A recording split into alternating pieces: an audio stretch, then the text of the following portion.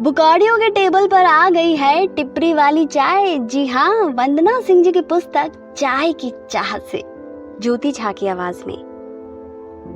रजत आज जब ऑफिस पहुंचा तो ऑफिस बहुत खाली खाली लग रहा था। काफी लोग आज छुट्टी पर थे, यहाँ तक कि उसका सहकर्मी मित्र अभय भी छुट्टियों पर अपने घर लखनऊ गया था। आज होली के 2 दिन पहले का दिन था, तो वैसे भी जिन्हें छुट्टी मिल जाती है त्योहारों से पहले अपने अपने शहर निकल जाते हैं। होली दिवाली जैसे त्योहारों में ऐसे ही ऑफिस कुछ खाली ही रहता है। रजत भी छुट्टियों पर अपने घर लखनऊ जाना चाहता था, पर पिछले महीने ही वह घर से होकर आया था, तो उसकी छुट्टी मंजूर नहीं हुई। रजत ने दोपहर का लंच किया और हमेशा की तरह ऑफिस के बाहर बने चाय की टिपरी पर चला गया। हमेशा रजत और अभय एक साथ यहाँ आते हैं, चाय और सुट्टा ब्रेक के लिए। एक चॉकलेट कंपनी ने अपने विज्ञापन में कहा है कि किटकैट ब्रेक तो बनता है, पर सही कहा जाए तो जो बात चाय ब्रेक में है वह दुनिया के किसी ब्रेक में नहीं। ऊपर से यदि यह ब्रेक ऑफिस के टिपरी वाले चाय के साथ हो तो इसकी बात ही अलग है। यह चाय ब्रेक ऐसा होता है जिसमें चाय के साथ कभी सुट्टा तो कभी मैगी, कुछ ना सही तो चाय के साथ नमकीन बिस्किट के छोटे पैकेट ही काफी हैं। यदि कहा जाए ऑफिस हो या घर का बोझिल दिन, उसके बीच में चाय ब्रेक तो बनता है। रजत और अभय ने 6 महीने पहले ही यह IT कंपनी ज्वाइन किया है। तभी से दोनों लंच के बाद इस चाय की टिपरी पर आते हैं। वैसे तो यह एक चलती फिरती टेम्पो वाली चाय की दुकान है। चाय वाले ने ऑफिस के बाहर टेम्पो के डिजाइन में ही कुछ परिवर्तन करके इसे दुकान की शक्ल दे रखी है। वह अपनी टेम्पो वाली दुकान सुबह लेकर आता है और रात को 8 बजे के करीब इसे घर ले जाता है।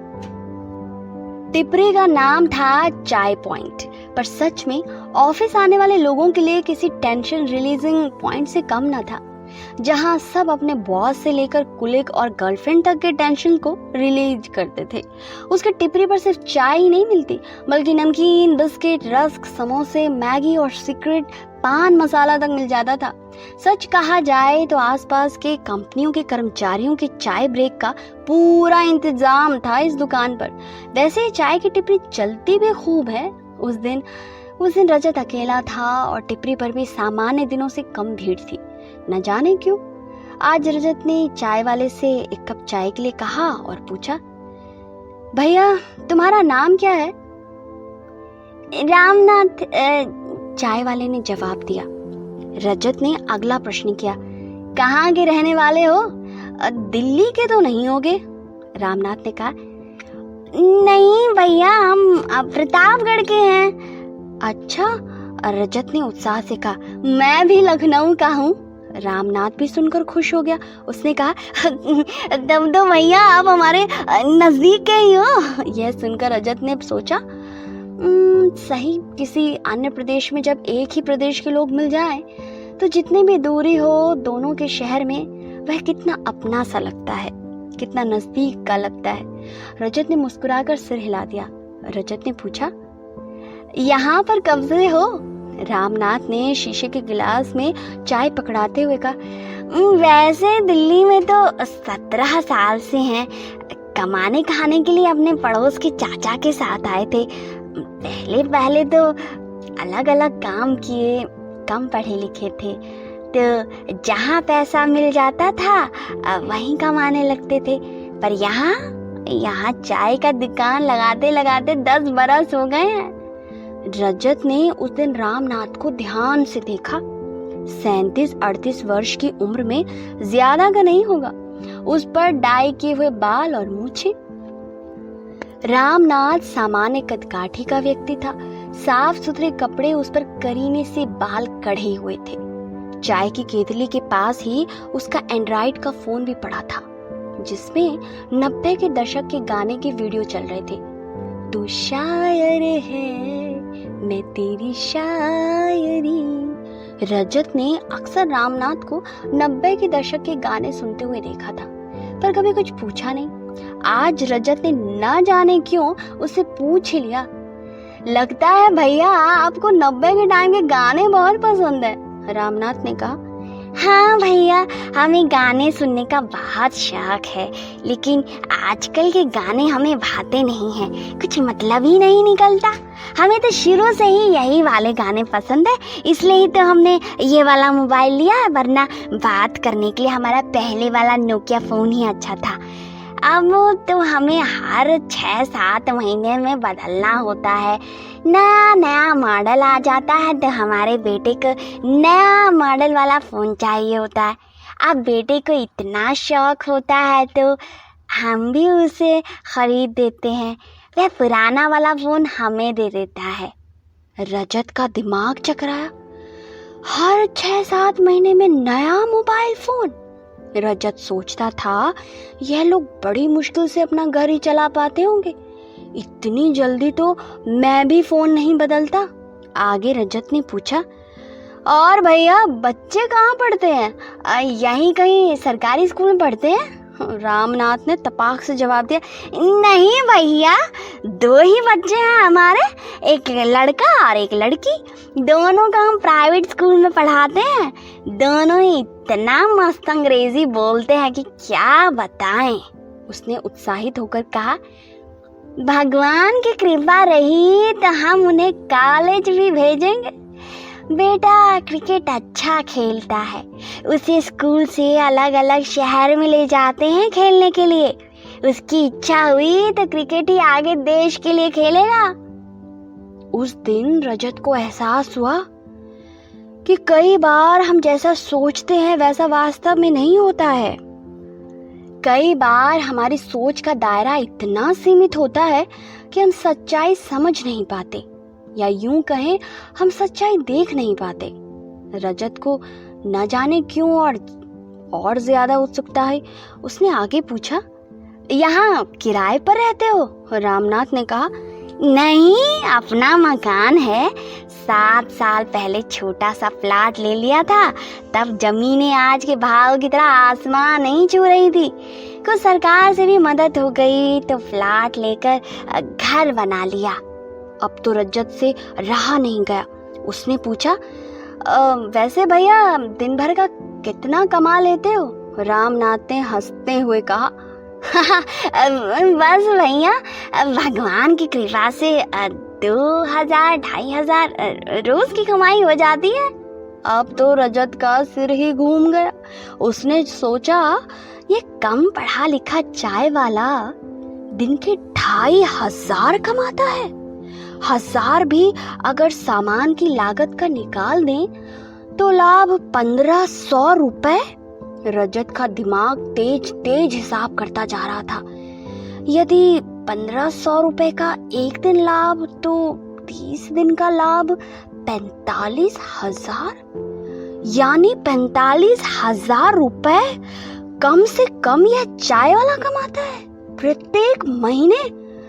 और यहाँ इतने इंजीनियरिंग MBA किए हुए लड़के, भिन्न भिन्न कंपनियों में काम करने वाले लोग आते हैं, उनकी तनख्वाह। किसी और की क्या कहें, रजत ने सोचा। मैंने लखनऊ के प्राइवेट कॉलेज से पढ़ाई की, वह भी एजुकेशन लोन पर, और जब नौकरी लगी है IT फर्म में तो फ्रेशर होने के कारण एवं किसी प्रसिद्ध कॉलेज से इंजीनियरिंग ना करने के कारण मुझे अपनी पहली नौकरी 18,000 रुपए में करनी पड़ रही है। रजत खुद को उस चाय वाले रामनाथ से तुलना कर रहा था। उसने सोचा कि वह बिना ज्यादा पढ़े लिखे 45,000 रुपए कमा रहा है, और वह अपना शहर छोड़कर इस शहर में 18,000 रुपए कमा रहा है। उस पर हर महीने का इतना खर्च, कई बार तो उसकी पूरी कमाई महीने की 20 तारीख तक ही खत्म हो जाती है, और उसे पापा से पैसे लेने होते हैं। कई बार पापा की झल्लाहट भी समझ में आती है जब वह कहते हैं कि किसी अच्छे कॉलेज से इंजीनियरिंग की होती तो यह नौबत नहीं आती, कैंपस सिलेक्शन में अच्छी कंपनियों की लाइन लग जाती और तनख्वाह भी मनचाही मिलती। रजत थोड़ा उदास हो गया। आखिर अब फिर से उसने अपनी तुलना रामनाथ के बेटे से की। उसने सोचा, कितना खुशकिस्मत है रामनाथ का बेटा, जो अपनी पसंद से अपना करियर चुन सकता है। अपने बेटे के क्रिकेट खेलने पर रामनाथ को कितना गर्व हो रहा है। वह उसे आगे तक भी इस खेल में देखना चाहता था। रजत पुरानी यादों में खो गया। मुझे भी तो कितना पसंद था क्रिकेट खेलना। मैं कितनी अच्छी बैटिंग करता था। स्कूल के क्रिकेट टीम के कोच ने यहाँ तक कहा था कि अगर मैं ऐसे ही प्रैक्टिस करता रहा तो जल्द ही रणजी खेलूंगा। लेकिन पापा को मेरा क्रिकेट खेलना पसंद नहीं था। वह तो बस चाहते थे कि मैं आईआईटी या किसी अच्छी इंजीनियरिंग कॉलेज में एडमिशन ले लूं और इंजीनियर बन जाऊं। वह सोचते थे कि क्रिकेट में कोई भविष्य नहीं रखा। इंजीनियरिंग करके एक अच्छी नौकरी मिल जाएगी और मेरे जीवन में स्थिरता आ जाएगी। मेरा भविष्य भी उज्जवल हो जाएगा। अंततः पापा की चाहत के आगे रजत की चाहत ने दम तोड़ दिया। यह तो होना ही था। आखिर कब तक एक किशोर लड़का अपने लिए अकेले लड़ाई लड़ता रहता, जबकि वह खुद निश्चित नहीं था कि क्रिकेट खेलने का रास्ता उसे कहां तक ले जाएगा। वैसे पापा की भी क्या गलती थी, रजत ने सोचा। यूपी बिहार जैसे प्रदेशों में ज्यादातर पेरेंट्स अपने बच्चे डॉक्टर, इंजीनियर या आईएएस पीसीएस के रूप में ही देखना चाहते हैं। उन्हें लगता है इन्हीं नौकरियों में सुरक्षित भविष्य है। और तो और जब वे समाज में बैठते हैं और लोग बड़े ही आदर के साथ उन्हें यह कहते कि अच्छा, आपका बेटा या बेटी इतनी बड़ी कंपनी में काम करता है या फिर इतने बड़े सरकारी ओहदे पर कार्य करता है, तो माँ बाप को एक अलग ही प्रकार की खुशी महसूस होती है। मुझे तो लगता है ऐसी परिस्थिति में माँ बाप अपने ही बच्चे की खुशी से ज्यादा समाज के नजरिए को महत्व देते हैं और हम जैसे बच्चे समाज के बोझ के तले दबकर अपनी पसंद नापसंद को भूल ही जाते हैं। रजत पढ़ने लिखने में सामान्य सा लड़का था, वही क्रिकेट में अव्वल। जब इंजीनियरिंग प्रतियोगी परीक्षाओं का परिणाम आए तो बड़ी मुश्किल से लखनऊ के प्राइवेट कॉलेज में दाखिला मिला। जैसे तैसे इंजीनियरिंग की पढ़ाई करके यहाँ नोएडा के एक एमएनसी में उसे यह नौकरी मिली थी। आज इतने सालों बाद उसकी स्मृतियों में यह सब फिर से वापस आ गया। उसने अपने आप को संभाला और रामनाथ से कहा, भैया एक सिगरेट देना। रजत ने सिगरेट जलाया। वह सोचा, ज्यादा दिमाग लगाने से कोई फायदा नहीं। पता चला थोड़ी देर में चाय की दुकान लगाने का ख्याल ही ना आ जाए। रजत ने रामनाथ को मुस्कुराकर कहा, चलो चलता हूँ, आपसे बात करके अच्छा लगा। रामनाथ ने भी मुस्कुराकर जवाब दिया, अच्छा भैया नमस्ते। रजत सिगरेट के धुएं के छल्ले के साथ गाइड फिल्म का गाना गुनगुनाने लगा। हर फिक्र को धुएं में उड़ाता चला गया।